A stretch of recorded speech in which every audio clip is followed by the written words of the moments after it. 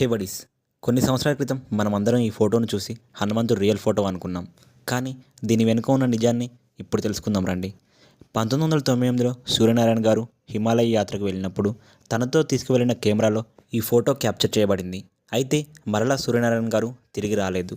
దాంతో తనను వెతుక్కుంటూ వెళ్ళిన తన స్నేహితుడు తన కెమెరాని కనిపెట్టాడు. దాంట్లో ఉన్న ఈ హనుమంతుడి ఫోటోను చూసి హనుమంతుడిని ఫోటో తీశాకే తను కనపడకుండా పోయారని అందరూ అనుకున్నారు. అండ్ ఆ ఫోటో ఇంటర్నెట్లో వైరల్ అయ్యింది.